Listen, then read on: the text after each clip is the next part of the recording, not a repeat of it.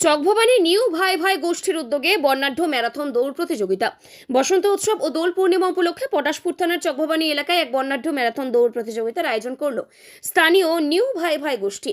প্রতি বছরের ন্যায় এবছর দোল উৎসবকে কেন্দ্র করে সাধারণ মানুষের মধ্যে ছড়িয়ে দিতে এবং শরীর চর্চার বার্তা দিতে এই বিশেষ উদ্যোগ নেওয়া হয়। এই দৌড় প্রতিযোগিতায় কোনো বয়সের সীমারেখা রাখা হয়নি, যা অনুষ্ঠানকে সর্বজনীন রূপ দিয়েছে। স্থানীয় ও দূর দূরান্ত থেকে আসা যুবকদের স্বতঃস্ফূর্ত অংশগ্রহণ নারীদের স্বাবলম্বী ও সাহসী করে তুলতে বিশেষ গুরুত্ব। শিশু থেকে বৃদ্ধ সকল স্তরের মানুষের অংশগ্রহণ ছিল চোখে পড়ার মতো। উৎসব উপলক্ষে আজকে ম্যারাথন দৌড় প্রতিযোগিতা করলেন, কি বলবেন?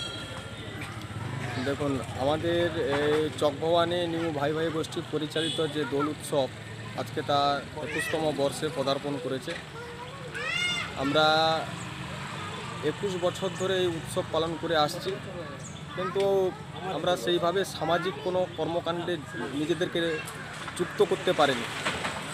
আর্থিক অসচ্ছলতা বলুন বা পারিপার্শ্বিক পরিবেশের দুর্বলতা বলুন, কিন্তু বর্তমানে আমরা ভাবলাম যে গতানুগতিক অনুষ্ঠান, এই ধরুন আপনার সাংস্কৃতিক অনুষ্ঠান, যাত্রা, অর্কেস্ট্রা, এগুলোর বাইরে গিয়েও মানুষকে আনন্দ দেওয়া যায়, মানুষকে ঐক্যবদ্ধ করা যায়, উদ্বুদ্ধ করা যায়, এলাকার যুবক যুবতীদের একত্রিত করে একটা সমাজকে সুন্দর বার্তা দেওয়া যায়।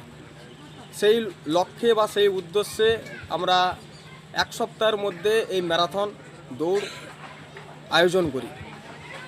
এর আয়োজন করা হয়েছে উদ্দেশ্য একটাই, সমাজকে বার্তা দেওয়ার যে নারী পুরুষের মধ্যে কোনো ভেদাভেদ নেই, নারী পুরুষের মধ্যে কোনো তুলনা নেই, কোনো পার্থক্য নেই। সেই বার্তাকে সামনে রেখে আজকের এই ম্যারাথন বা রোড রেসে মহিলা পুরুষ উভয়কে একসঙ্গে একই রোডের উপরে একসঙ্গে আমরা 4 কিলোমিটার রোড রেস বলুন বা ম্যারাথন বলুন করালাম। সেখান থেকে আমরা পুরুষদের ফার্স্ট সেকেন্ড থার্ড এবং মহিলাদের ফার্স্ট সেকেন্ড থার্ড পুরস্কারে পুরস্কৃত করব, এবং যারা যতজন প্রতিযোগিনী বা প্রতিযোগী অংশগ্রহণ করেছিলেন তাদেরকে আমাদের ক্লাব কর্তৃপক্ষ থেকে অন্তরের অন্তঃস্থল থেকে অসংখ্য ধন্যবাদ এবং নতমস্তকে তাদেরকে প্রণাম। তারা অনেক দূর থেকে নিজেদের অমূল্য সময়কে অপচয় করে আজকের আমাদের এই অনুষ্ঠানে উপস্থিত হয়েছেন। বিশেষত আমি ধন্যবাদ জানাবো আমাদের 2জন সেন্ট্রাল ফোর্সকে এবং একজন স্টেট গভর্নমেন্টে চাকরি করতেন কলকাতা পুলিশে, বর্তমানে উনি অন্য জায়গায় জব করছেন। যাই হোক, এনাদেরও অমূল্য সময়কে আমাদের জন্য নিবেদন করেছেন, তার জন্য অসংখ্য ধন্যবাদ।